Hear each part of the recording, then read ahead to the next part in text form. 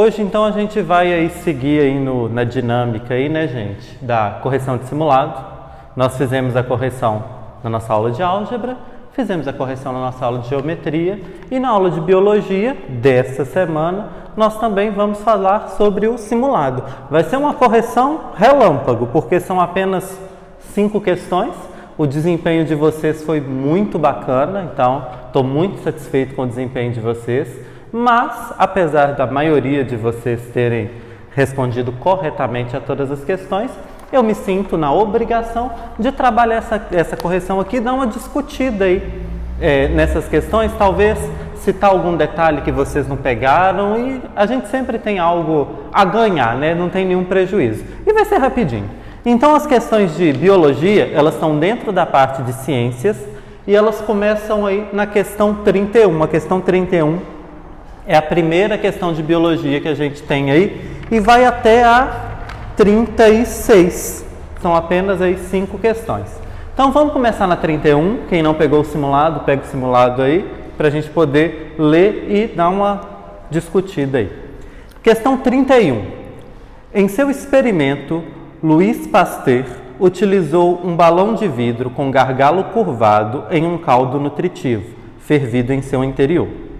O caldo permaneceu sem a presença de micro-organismos, até que o gargalo foi removido, como mostra a figura. Então tem a figura aí no simulado de vocês, e também a gente já discutiu isso, na apostila tem essa mesma figura, a gente já falou sobre esse experimento aí realizado por Pasteur, sobre a questão da vida aí, né? Que ele estava tentando provar uma determinada teoria. A partir desse experimento de Pasteur, conseguimos comprovar qual teoria? Letra A teoria da geração espontânea.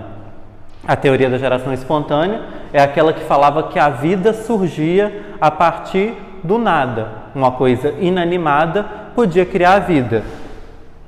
Esse pano aqui, se eu deixasse ele ali no chão por vários dias, ele ia virar um rato, né? Porque a partir lá das roupas sujas, né? Eu nem lembro quem foi, né? Mas alguém lá que deixou umas pilhas de roupa suja lá e depois brotaram ratos da roupa dele, né? Então, a teoria da geração espontânea, ela fala isso. E não foi isso que esse experimento aqui de Pasteur está provando, né? Está provando justamente o contrário. Na letra B, a gente tem a teoria da biogênese, que é a teoria que fala que para uma vida existir, precisou existir uma vida antes dela. Então, é essa teoria que está sendo provada aí, olha. Quando estava o caldo nutritivo fechadinho lá, não tinha micro-organismo, não tinha vida nenhuma. Por quê? Porque os micro-organismos que estavam no ar não conseguiam fazer todas as curvas ali, né, do balão para poder chegar naquele caldo nutritivo. Quando ele quebrou aquilo ali, deixou aquele caldo nutritivo aberto, em contato com a atmosfera, foi que a vida começou a proliferar ali. Por quê? Porque então os micro-organismos que estavam no ar conseguiram chegar ali naquele ambiente nutritivo e reproduzir, e começar a crescer e surgir a vida ali. Então o que ele provou com esse experimento foi a existência da teoria da biogênese, a teoria que fala que para existir uma vida é necessário que haja uma vida anterior, que é a letra B aí do nosso simulado. Na letra C, a gente fala da teoria criacionista.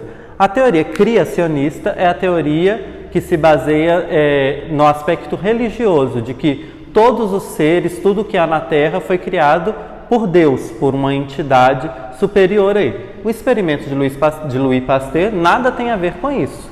Ele não estava tentando provar ou reprovar essa teoria. Ele não estava trabalhando com nada disso e esse experimento aqui nada provaria com relação a isso.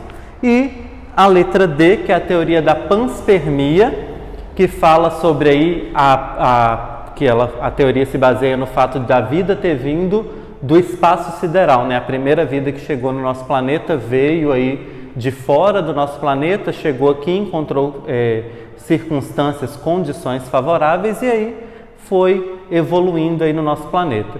O experimento dele também nada tem a ver com isso, né? Um balão, quebrou o balão, o que isso tem a ver com o universo? Então, não. A única opção correta aí seria a letra B, certo? a 32 agora. A questão 32, ela fala o seguinte: olhos pouco desenvolvidos e ausência de pigmentação externa são algumas das características comuns a diversos organismos que habitam exclusivamente cavernas. Então está falando aí de características de seres vivos que habitam cavernas. Eles têm olhos pouco desenvolvidos, ou seja, são cegos ou não enxergam bem, têm muito pouca visão, e ausência de pigmentação, é o que a gente chama de albinismo, né? São todos brancos, não tem pigmentação aí na pele. E são algumas características desses animais. Dentre esses organismos encontram-se espécies de peixes, anfíbios, crustáceos, aracnídeos, insetos e anelídeos. São diversas espécies que habitam cavernas e que vão apresentar essas características. Em relação a essas características citadas aí, mencionadas, segundo a teoria proposta por Darwin, então baseado na teoria de Darwin, é correto afirmar que a teoria de Darwin, vamos relembrar, é aquela, né, que, resumindo, a sobrevivência do mais apto. Os seres, eles se adaptam ao meio para sobreviver. Então, na letra A fala aí, ó, o ambiente escuro da caverna induz a ocorrência de mutações que tornam os organismos albinos e cegos, características que seriam transmitidas às gerações futuras. Então, está falando aí que um determinado indivíduo que vivia na caverna ficou cego, né? Porque ele estava na caverna. E a partir daí, todos os filhos dele, todos os descendentes, filhos, netos, bisnetos, tataranetos, vão ser cegos também, porque ele vai transmitir essa característica. Isso é verdade, de acordo com Darwin? Não, isso não é verdade. Não é isso que a teoria de Darwin fala. Isso aí é a teoria de Lamarck, né? Lamarck que falava que esse tipo de característica era transmitido aí aos descendentes. Darwin não. Darwin, em momento algum, falou que se um ficar cego, o filho dele vai ser cego também. Se ele é albino, o filho dele obrigatoriamente também vai ser albino, por causa do ambiente em que eles vivem. Não, nada a ver com a teoria de Darwin. Letra B. Os indivíduos que habitam cavernas escuras não utilizam a visão e não precisam de pigmentação. Por isso, devido ao desuso dos seus olhos e a sua pele perde pigmentos ao longo da vida. Lei do uso e desuso. Lei do uso e desuso é lei de Darwin? Lei de Lamarck. Então, novamente, está falando de Lamarck. Não estamos falando de Darwin. Letra C. As características típicas de todos os animais da caverna surgiram por mutação genética. Ok. No ancestral comum e exclusivo desses animais. Portanto, indicam proximidade filogenética. Então, está falando aí que todos os seres, todos os tipos aí, ó, peixes, anfíbios, crustáceos, aracnídeos, insetos e anelídeos, eles têm um ancestral comum, todos eles vieram de um mesmo ancestral aí, de um mesmo ser vivo, e que é exclusivo deles. Esse ancestral que eles têm é só deles. Os outros seres que habitam fora da caverna não tem nada a ver com eles. Isso a gente sabe que também não é verdade. A parte da mutação genética é verdade, sim. Os seres sofrem mutação genética e a gente sabe que ela é randômica, ela é aleatória, não é pré-estabelecida, não. Mas eles não têm um ancestral comum e exclusivo, não. São espécies diferentes que, como a gente viu na classificação taxonômica, estão em filos, famílias, gêneros diferentes. Então, não é porque eles apresentam aí características físicas parecidas que eles vão ser descendentes de um mesmo ancestral e que ele vai ser exclusivamente deles. A aranha que mora na caverna, ela é tão aranha quanto a aranha que mora na floresta. Ela só tem características que as adequam ao meio onde elas vivem. O anfíbio, né, o sapo, a rã, a perereca que mora na caverna é a mesma que habita uma floresta tropical. Ela é do mesmo gênero, da mesma família.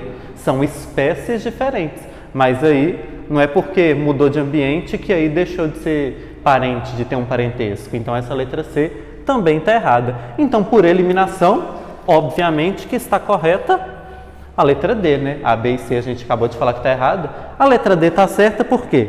Perda de pigmentação e perda de visão nesses animais são características adaptativas. Sobrevivência do mais apto, aquele que se adaptou melhor, selecionadas pelo ambiente escuro da caverna. Então, antes, tinham animais que enxergavam, tinham animais que tinham cor.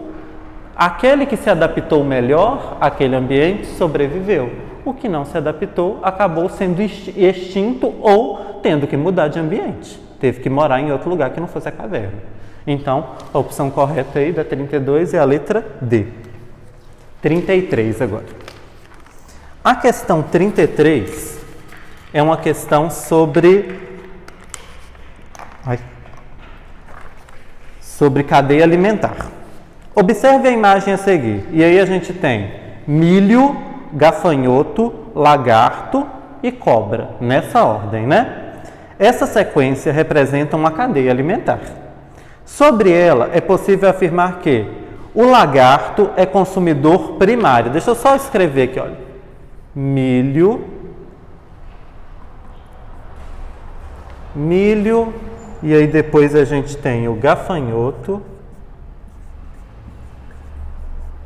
depois a gente tem o lagarto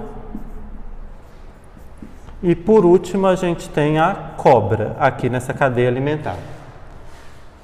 Falou aí na letra A, o lagarto é consumidor primário. Não, ele é consumidor secundário. Consumidor primário é o gafanhoto. Produtor, milho, consumidor primário, gafanhoto, lagarto, consumidor secundário e cobra, consumidor terciário, né? Então, letra A está errada. O gafanhoto ocupa o primeiro nível trófico. Também não. Ele é consumidor primário. Mas nível trófico, qual o nível da cadeia que ele está? Primeiro, segundo. Quem é que está no primeiro nível trófico? O milho, né? Que está aqui na ponta aqui. A cobra ocupa o terceiro nível trófico. 1, 2, 3, 4. Quarto nível trófico. A quantidade de energia na cobra é menor. Verdadeiro. A gente discutiu isso em sala de aula e a energia sempre diminui a cada nível trófico. Aqui no primeiro nível, no produtor, vai ter sempre o maior nível de energia. A cada nível que passa tem uma perda. Como a cobra está lá na outra extremidade, no final da cadeia alimentar, ela vai ter sempre uma menor quantidade de energia disponível, certo? Questão 34. A questão 34, deixa eu apagar essa cadeia alimentar aqui, porque senão eu vou ficar sem espaço. A questão 34, ela fala o seguinte: sobre o processo de decomposição, a alternativa incorreta, a alternativa errada. Bactérias e fungos realizam decomposição. Certo. Bactérias e fungos são os principais decompositores, aí, os biológicos são os principais. Não tem nada de errado nessa frase. A decomposição garante a ciclagem de nutrientes e promove a limpeza do ambiente. Também está correto.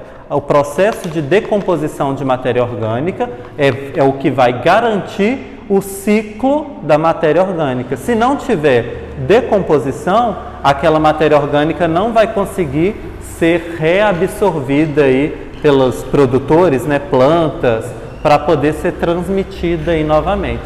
Então, o processo de decomposição é o que vai garantir a ciclagem dos nutrientes e também a limpeza do ambiente, né? Porque decompõe aquela matéria orgânica, ela não fica ali poluindo o meio ambiente. Letra C. A decomposição é um processo exclusivamente prejudicial aos seres vivos. A decomposição só faz mal? A gente acabou de falar que ela é responsável pela ciclagem de nutriente. Se não tiver ciclagem de nutriente, não tem vida. Então, quer dizer que ela está fazendo um bem aí, né? Porque sem ela não tem jeito de sobreviver. Então, ela não é exclusivamente prejudicial, não. Ao contrário, ela é benéfica. Ela não tem, assim, aspectos prejudiciais aí do aspecto biológico ela é altamente benéfica, porque é graças a ela que a vida na Terra é perpetuada aí, que o ciclo dos nutrientes são passados aí de geração em geração, senão a gente nem existiria, nem teria vida mais no nosso planeta há muitos e muitos anos. Então a letra C aí está errada, não é um processo exclusivamente prejudicial, não. Processo de decomposição garante que a matéria orgânica seja degradada e os nutrientes sejam devolvidos ao meio. Certo, essa também está correta. E outra coisa, fiquem muito atentos a essas questões muito extremas, exclusivamente, exclusivo, com certeza, absolutamente. Tudo que é muito extremo tende a estar errado, porque é o que diz, né, aquela máxima lá, né, aquele ditado popular, toda regra vai ter sempre uma exceção. Então nunca vai ser assim tão extremista a opção correta, é muito raro que seja. Então vocês fiquem muito atentos ao uso desse tipo de expressão. Questão 35.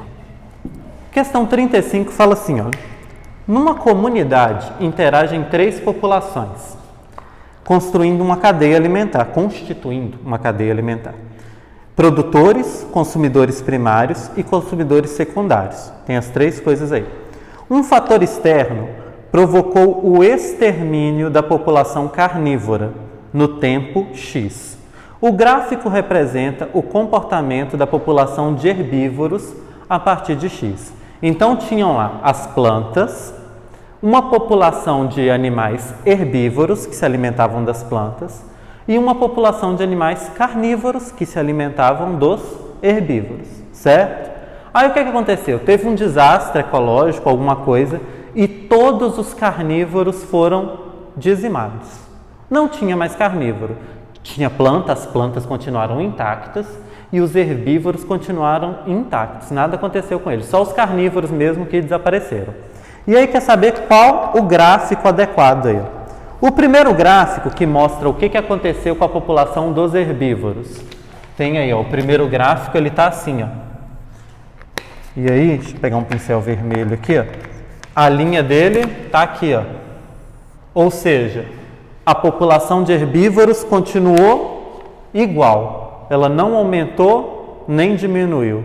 Isso está certo? Gente, não tinha mais predador. Não tinha ninguém mais para caçar eles.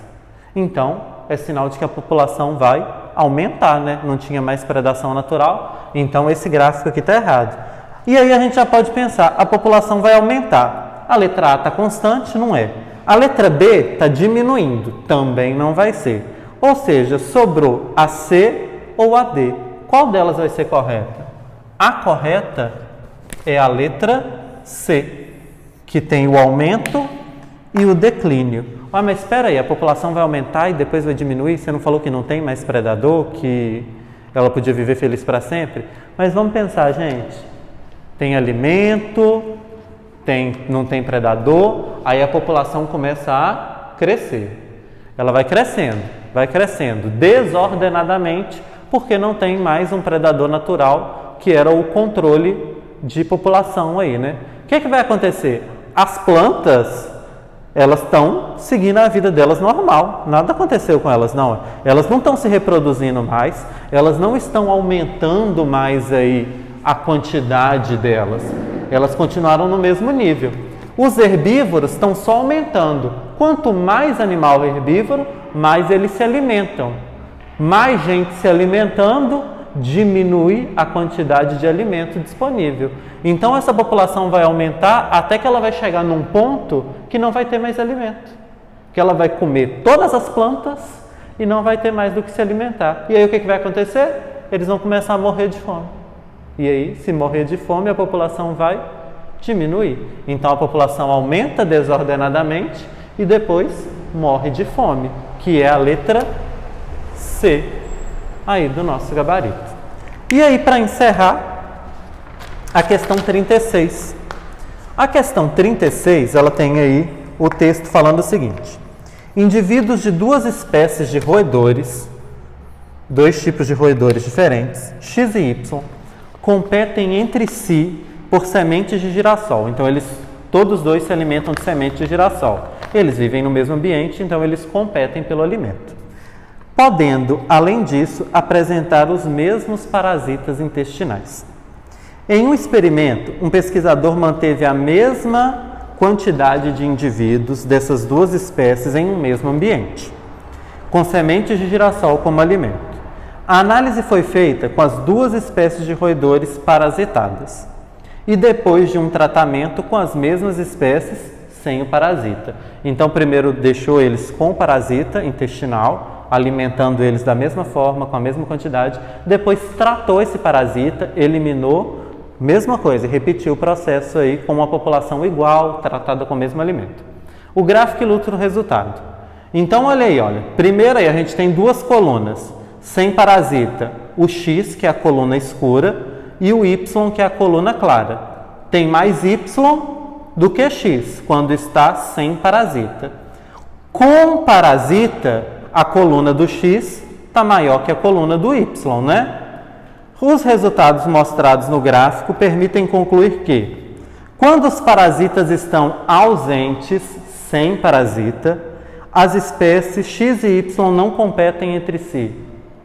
Uai, a competição delas não é por alimento?